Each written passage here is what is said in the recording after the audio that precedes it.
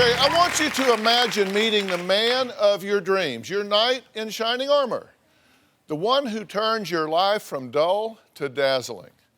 Now, Sherry thought she had hit the love lottery when she met Tim. She says he told her he was a successful doctor from Beverly Hills and a wealthy and well-traveled business entrepreneur. Theirs was a whirlwind romance, and just 4 months after they met, she became a doctor's wife. Well, so she thought. Take a look. I met Dr. Timothy Sabolsi in May 2012 at a local pub. My romance was extremely quick. I was swept off my feet. He was so charismatic, attractive. I was smitten very quickly. If it was a love at first sight, I would have to say yes. We clicked very well together. She was the kind of person that you wanted to be around all the time. He told me he was a retired Beverly Hills doctor. He was an ex-NHL hockey player who played for the Winnipeg Jets and then the Hartford Whalers. He told me he was a Canadian Air Force pilot who was the pilot for the Prime Minister. He went to Pepperdine for an MBA. He was a Yale graduate and UCLA for his medical training. Within 3 weeks, Tim proposed. I took her for a very nice dinner, and when she came out from dinner, I had the carriage out there waiting. I got down on one knee and proposed to her. Tim promised he would give me this wonderful, luxurious wedding and pay for everything. 2 days before the wedding, he told me that his bank accounts were frozen and he didn't have access to any money at all. So he asked if I would put it on my credit and don't worry about it. We got married on a beautiful beach, and then we had a reception fully catered with seafood and lobster. And then the very next day, we went off to Cancun for a week honeymoon. After we got back, he told me it would all be paid off by September 30th, and September 30th came around and there was no money. There was promise after promise that never came to be. Things started seeming like they just weren't quite right. Well, after a month of marriage, Sherry says she became suspicious of Tim. She began to suspect him of cheating, and she wondered where all of his money was, because he certainly wasn't paying any bills. Now, Sherry started to snoop around and soon discovered what she says was a trail of lies. Take a look. After being married to Dr. Timothy Sabolsi for 6 months, I found an old email from a woman in New York, and she was calling him Andrew, asking for her $31,000. I contacted her. I asked her if she had a photo that maybe she had the wrong person. She responded to me saying that I needed to contact CBS in Fort Worth, Texas, the news department, that they would have footage from 2007, and that's what I did. His name is Andrew Sabolsi, but that might not even be real. Where did you go to medical school, sir? Where'd you go? Why are you practicing medicine and psychology? There's no record you have a license, sir. Andrew Sabolsi ran a pain management clinic in Garland. Robert Buckholtz, the clinic's attorney, says his client filed criminal charges against Sabolsi for allegedly stealing more than $30,000. Andrew Sabolsi eventually went to jail. In October 2009, he was sentenced to 5 years in prison. But less than a year later, he was paroled and deported to Canada. Watching the news story, it was devastating. I knew that I had to get him out the next day. I was so angry and hurt that I didn't want anyone else to go through this again. Well, Sherry says she wondered how many other people have been what she calls scammed by Tim. So she decided to tell her story to the press. Now, headlines called Tim an imposter husband. Take a look. I was in shock, and I really didn't know what to do, so I went to the press. Tonight, an I-Team exclusive. She fell in love, got married, and then discovered her husband was not exactly who he claimed to be. I don't know who this person is. I don't know him. I don't know where he's been, what he's done. It's all a lie. Did you tell Sherry, the woman that you married, that you were a Beverly Hills psychiatrist? I'd like to ask Dr. Timothy Sabolsi, James Sabolsi, Andrew, TJ, Jimmy, whatever name he's going by today, why? Why me? All right, well, Sherry, I'm glad to meet you. Glad to meet you.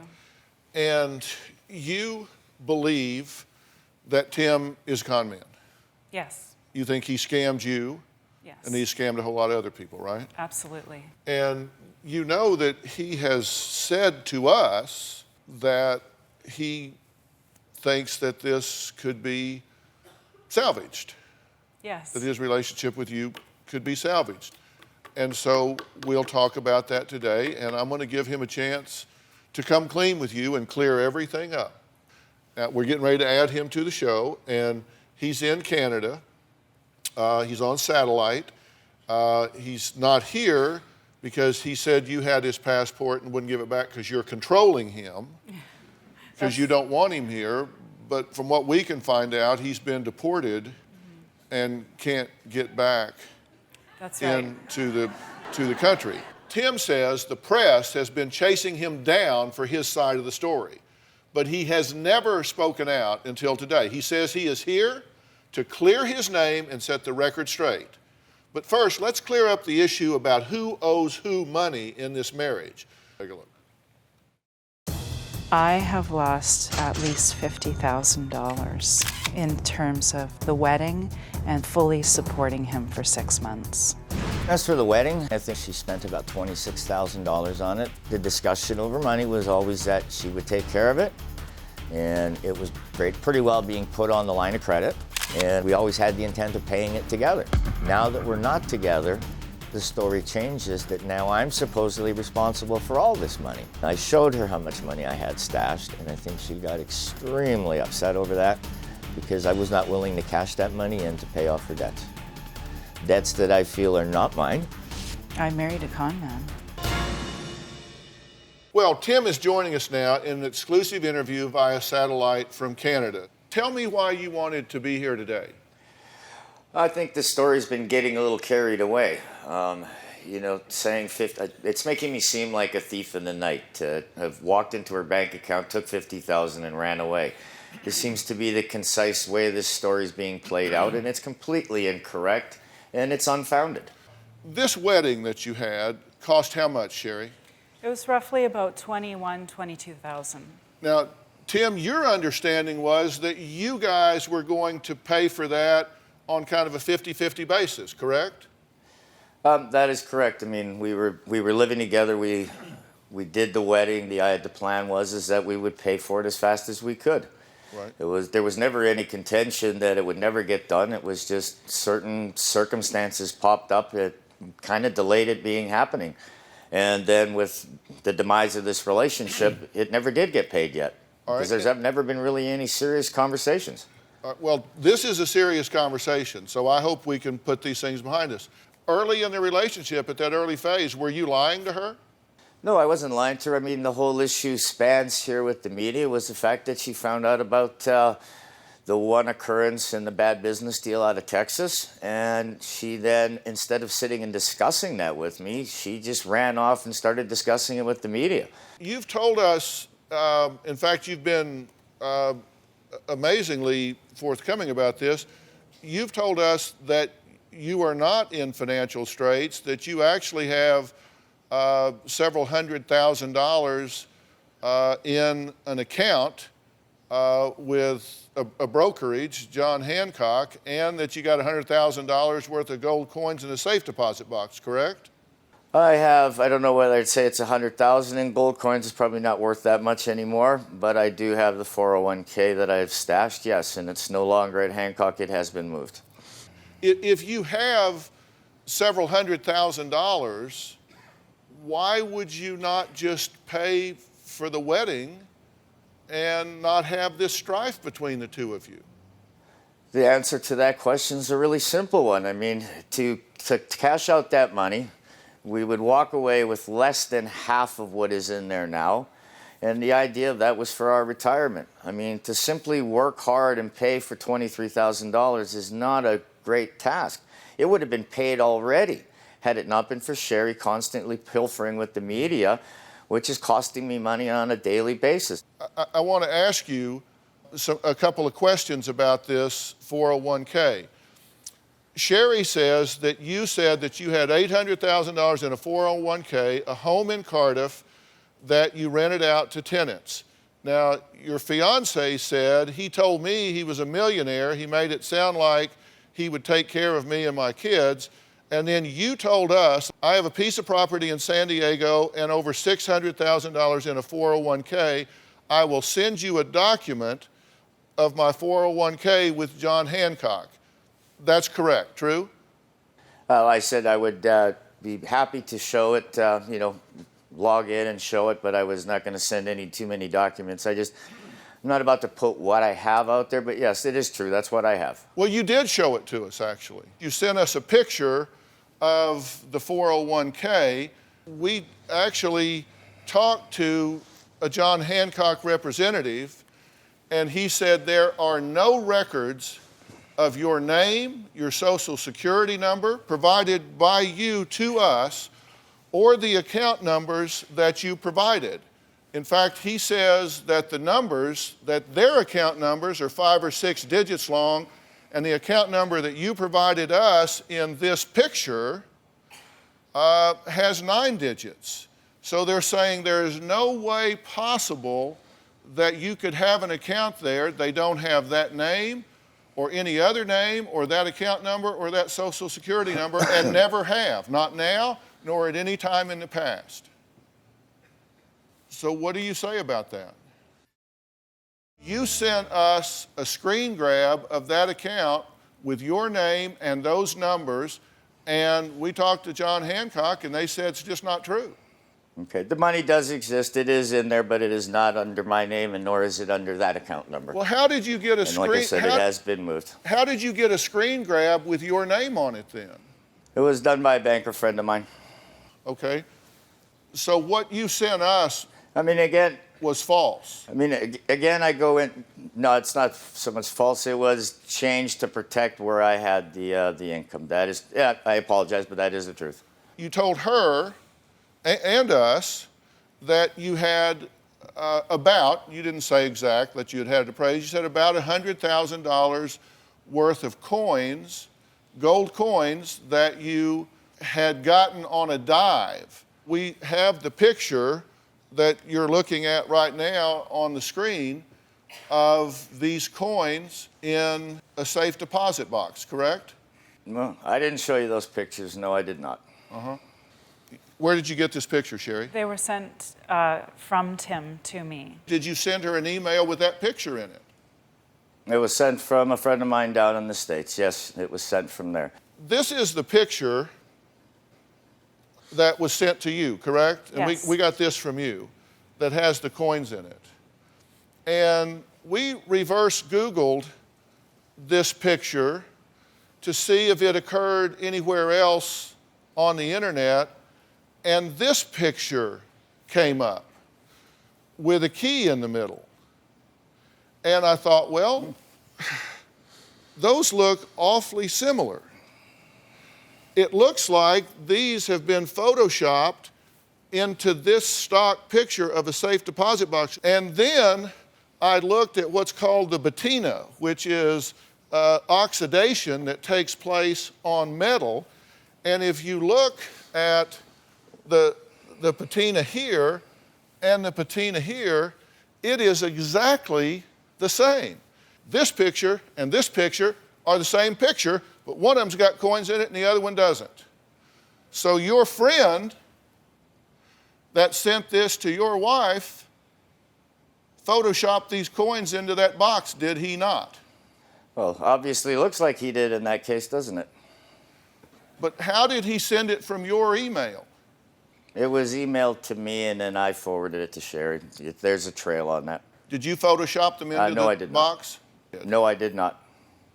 It was basically to get her off my back, and at that period in time, she was really, coming after me in a hard way over a lot of things, and I was just trying to, I guess, people were trying to help me appease her so that we'd have a little bit of breathing room where I might be able to talk to her. Well, I'm glad to hear it, because you got to give him credit, because he's telling you the truth here. He's saying they were photoshopped into the box. They were sent to you so you would back off and quit bugging him. Well, Sherry says when they first met, Tim presented himself as a doctor, and I think he's going to dispute this. But take a look at what he said when he asked him about his title. I was a psychologist, organizational psychology is what I went to school for. I never told her I was a psychiatrist. I said I was a psychologist. I did organizational psychology, but in Beverly Hills I had a pain management clinic. And that's pretty well exactly the same thing that I carried on out in the business that I took to Texas. I wasn't licensed because I ran the company, so I really didn't practice. As an organizational psychologist, I mean, you're more about running things. That's what I do. I run stuff. I'm good at how to guide people and make them do what I need them to do that makes everybody money. Tim, did you tell her you were a retired psychiatrist? Never said that.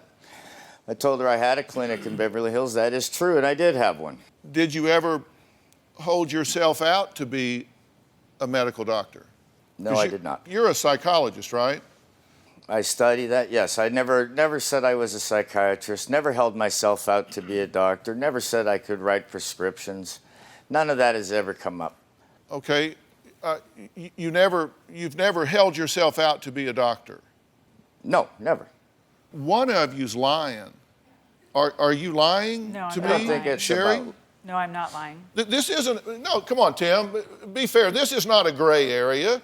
You either held yourself out to her that you were a doctor or you didn't. And if she says you did and you didn't, then she's lying.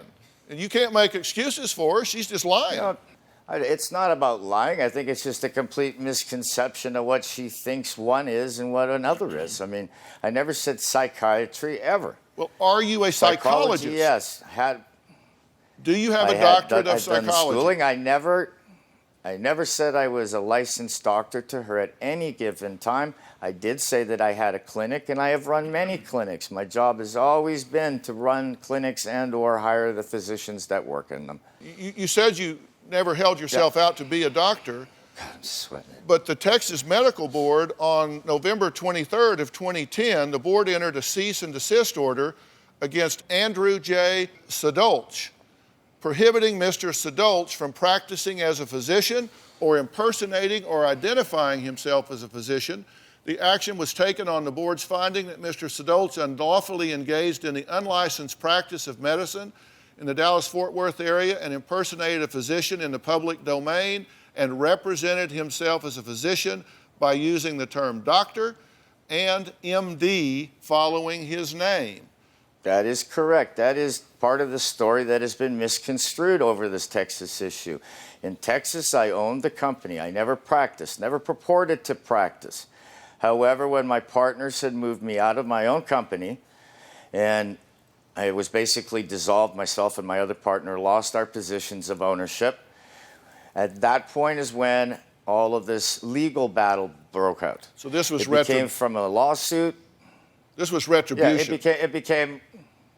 It totally was. I went after them, and they started to come after me. You're Timothy John Sabolchi, and you have here a date of birth of 8/20/61, born in Bernie, but then it says James Sadolchi, and it has a date of birth of 8/1/60 with a place of birth in Florida. Okay, then you've got another date of birth, 8/1/61, with a different name, Andrew James Sadolch. Then there's Andrew Day Sadoich, and there's a date of birth here of 8/20/59 and a social security number. Then there's Andrew Sadolo with a date of birth that's the same as Andrew J. Sadoich. And then there's James Sadolchi and has a social security number that is different from this social security number. So I count 6 names, date of birth 4, place of birth 2, and social security numbers 2. I am puzzled. Please explain. There's nothing to explain. I've only used 2 names. I don't know where these other ones come from. They're not affiliated to me at all. Okay, so I mean, it's like when Sherry did her little background check a long time back. She came up with 8 different names. I mean, just because a name is close to my spelling or to what I use, it doesn't necessarily mean it has anything to do with me. Okay. Because I've strictly only used 2 names. Your second wife was And named... if you look, Andrew James was my name. Okay, your second wife was Connie, and she's passed away, correct? Connie's passed away, that is correct. That was your second wife? Correct. Okay. We have a marriage certificate here with James Corden, with this date of birth and this place of birth, married to Connie during the years that you were married to Connie. So you say this name has nothing to do with you, but we have a marriage certificate with your wife during the years you were married to her. How is that? I said I used the names. Look at my name I used today, which is my actual birth name. Andrew James Corden was the name that I used for my entire time down there. Well, Andrew James and James are spelled different. This is S-A-D-O-L-C-I, this is S-A-D-O-L-C, and this one is S-A-D-O-I-C, and those... Right, I mean, but a misspelling of a name like I have, people misspell my name on a daily basis. It doesn't necessarily put any intent there to do anything illegal or to manipulate something. Well, a that's what I misspelling want of to know. a name is a misspelling of a name. Let's see the document that it's on, and you would see that I didn't write it out. It's got nothing to do with me. Well, I had a common name, and it was commonly misspelt. Clear this up, because I think this will help you get past, Sherry, a lot of your concerns, because you say that you have a Bachelor of Science and Psychology degree, and Sherry says she got this from a resume on your computer where you say you have a Bachelor of Science and Psychology degree. So that is correct, true? Correct. Okay. You say that you have an MS in clinical mental health. This is according to Sherry because she says she got this from a resume on your computer as well. So you do have an MS in clinical mental health. That is what I studied, yes. Well, do you have an MS in clinical mental health? Your resume says my you master's, do. yes. Okay, so you do yes. have that. Okay. Then an MBA in business and organizational psychology. Tim, this is a quote from you. I told her, Sherry, I was a psychologist and went to school for organizational psychology. I did organizational psychology in Beverly Hills. You say that his schooling was apparently UCLA for a medical degree and Pepperdine for this MBA. And according to Sherry, you got this from the resume on his computer. So again, we have the MBA in business and organizational psychology. These are things you two can agree on, so there's no more puzzle about this. So you do have an MBA in business and organizational psych, correct? I have it in organizational psychology, correct. All right. So see, there are things you guys can agree on here. Then a PsyD, and according to Sherry, again, coming from your resumes on your computer, she has one here that says you have a PsyD in psychology. Is that organizational psych? Yes. Okay. Because I didn't know they offered a PsyD in organizational psych, but so this is correct, true? So no matter what the media says, he's telling you today these things are correct. And she also has a screen grab from your Twitter here that's at Dr. Tim 2, and then a business card from Platinum Pacific Financial, which says that you have an MBA and a PsyD as well. So those things y'all can quit arguing about because you're saying that's correct. Sorry, I lost you there. Okay. What I was saying is you guys can stop arguing about that because you're clearing that up and saying that is correct. And then also here, she says that you told one of the other women in your life he was going to go back to work to the law firm in Los Angeles. And we have here some letterhead that say law offices of Andrew J. Corden. Do you have a law degree? No, not at all. My partners in Beverly Hills had the law office. I never had a law office. Well, this says law offices of Andrew J. Sodolce. I have no idea where you got that from. I've never even seen that. Okay. Where did you get your PsyD? I went to Regis and I studied in University of Budapest. So Sherry says you said you got your medical degree at UCLA. We talked to them. They said they have no record of Tim Sodolce or any of the aliases that we mentioned. She said, we've been told you went to Pepperdine. They say we have no records of Timothy Sodolce or any of the other aliases we provided. University of Budapest, it just doesn't exist. We can't even find the University of Budapest. And you said Regis University, we talked to their registrar, and they said you registered at Regis, but you never attended a single class. No, I attended classes. The school that I originally went to is called St. Regis University. Well, this is Regis University in Colorado, and our producer asked you if this was Regis. No, it wasn't. It was not in Colorado. It was in Los Angeles at the time it existed. Okay, St. Regis University. It is no longer a university. It was shut down. Well, we talked to our representatives in Budapest, and they say there is no University of Budapest. So how did you get a PsyD from the University of Budapest? I said the university was in Budapest. It has a completely different name to it. What's the name? It now it's changed its name. It used to be the University of Budapest. It is different now in what it's called. It was amalgamated into two larger units that were joined into one university. What would that university be? Things have changed over the period of time since 1990s. Right. What's it called now?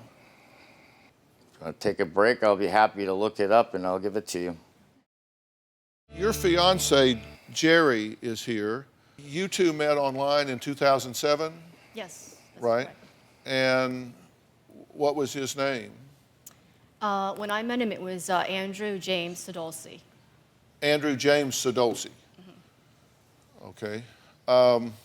Sodolce. In the beginning, it was Sodolce, and then he changed it to Sodolce. He took the B out and put a D in, and left off the S and used the CI. Did you play hockey? I played hockey as a kid. I tried to travel and try out for teams when I was younger, but did I play professional hockey? No, I've never said that. Okay. I said I tried to make it to the teams, and I was very good back in my day, but I did not make it there. It's kind of like the NASCAR driver thing that keeps throwing up. I said that I owned a team and used to drive NASCAR. It was a hobby. It wasn't a way to make a living. I mean, we spent money paying to run a car. All right, well, so Sherry, you said, quote, he told me he was an ex-pro hockey player for the Hartford Whalers and the LA Kings. And Jerry, you said other careers he told me about included pro hockey player. We talked to the Hartford Whalers and the LA Kings, and they both say they have no record of Timothy or Andrew or any of those aliases. I said I tried out and tried to try out for those teams. I never said I would actually physically played and got paid by them. You never said you were a NASCAR driver, just that you owned a team. I owned a team that we raced in the Winston West. Did I hold a NASCAR driving license? Yes, I did. Did I drive the car? Yes, I did. That was a hobby. We paid for the car. We had a few sponsors on the car. It's not a job. It's not a living. I mean, the only time you can consider that a living if you're driving in the Sprint Cup. Well, we talked with NASCAR's corporate representatives, and they said our records reveal that Andrew J. Sodolce has never been licensed as a team owner or driver within the NASCAR organization, although he applied for a license to race lower-level weekly series. He never completed the application process, and in fact, he has an outstanding sum due to NASCAR related to that. We can also confirm there is no such team as Salem Racing. So they don't know it. I had the license and raced under the license for a year. According to NASCAR, because I did talk to them myself several weeks back when I was trying to get a copy of the license to show it to Sherry. I was told at that time that my partners did not complete the entire payment to them. As a result, they now consider the license not to have been issued. Their terminology is quite, can be deceiving because the license was issued. It was used for over a year. But now when I asked even to get information and get a copy of the license, I was told that since it wasn't paid, completely paid for back in that day, that it doesn't exist as far as they're concerned. You can go pick the phone up and ask them and they will confirm that's exactly what they told me. Well, we did. We did. No, seriously, we talked to their legal department, and I didn't read you the whole thing because they went on to say this didn't kind of happen, sort of happen, almost happened, not under any name. We gave them all of the name combinations, aliases, different time periods, Salem Racing, your name, all the other names that you may have used in combination names. They said, all we have is one application, never got completed, and owes us money. I've been talking with Tim, and Sherry and Jerry are here. You know, Tim sent an email that he wanted me to read yesterday, and he says that as I mentioned earlier, that you're doing this for attention. You're doing it to bolster some radio show you have on the air, and that there were things that he didn't share with you, he tells me in this email, that he will beat himself up for every day for not being forthcoming with you about some of these things, but that you, on the other hand, had things you were not forthcoming with him about, that you had been engaged a number of times, that you were promiscuous, that there were things that you weren't straight with him about. Tim, am I summarizing that correctly? Obviously, I mustn't be that bad of a guy considering the fact that after 2 months of being apart, we get back together, and as you've seen the text message I sent, it was like, I love you again, and we were spending time sleeping together and, trying to repair things. But I know she's going to act like it never happened, even though you do have the text messages to show that. I understand that Tim gave the show all these text messages. I personally have never seen text messages look quite like this. And some of this stuff looks a little familiar, but there's some parts in here where the words are outside of the text message, which don't make any sense to me. He clearly has altered some things. I think this shows what lengths he will go to create a ruse. He will do his research and he will sit down and create things. And this is exactly what he did to me to prove he was a psychiatrist. So I'm not surprised. Rather than going out and working for a living and getting a real job, he chooses to spend his time like this. Is there a future for the two of you? At this point, no, I can't see a future for us. Tim, do you want a future with her? Well, I've always said to her I wanted a future with her. There was never any, anything to change that in any difference. This has all been about me, and all the things that I've held back. I mean, where's the fairness and the balance on this one with the things that she held back on me, that she put such importance into my past on this relationship. She had a very sordid past, very promiscuous with the other people she was with. We never discussed the men she was engaged to or the others that weren't there. Do you want to talk about her past? If Sherry had a promiscuous background with these gentlemen that she lived with and the swinger groups that I had to hang around with for 6 months without knowing who these individuals were and being paraded to parties to find out that my wife had slept with most of these people, I mean, what's the wrong in that one? I mean, is there not a wrong there as well that was hidden from me and I was forced to go to all these parties not knowing who these people are? I never went to prison. Yeah, so you make that up. You never went to prison. All right, so he's saying that you were less than honest with him because you did not give him details about your romantic history, your sexual assignations, your dating history, or whatever prior to the time that the two of you got married. Is that true? That's not true. He knew everything about me. Everything. What did you find out afterwards that you didn't know before, Tim? Let's hold her accountable. To be straight up honest, I never knew any of these individuals that we went to birthday parties or barbecues with. I had no idea they were swingers. That was never disclosed to me until not even a month and a half prior to our wedding, when we sat and talked about it. And the reason it was disclosed is because we were changing the plans and cutting those individuals out from the wedding, because they were already telling Sherry my background and getting into her business. And she didn't want to have them causing chaos for us at the wedding. And so she chose to step back from them as friends and move forward with me and her as a couple. Were you a swinger? No, I was not. Well, she's now lying here saying she never was a swinger. I will tell you that together we were doing it. So for her to sit here and sit there and say she doesn't live in a glass house is absolutely ridiculous. She wanted to bring everybody on the show and hang me some more. It's about time that she sees that her past is not all that great either. Do you have a story or a question for me? Click the link in the description and tell me what in the world is going on.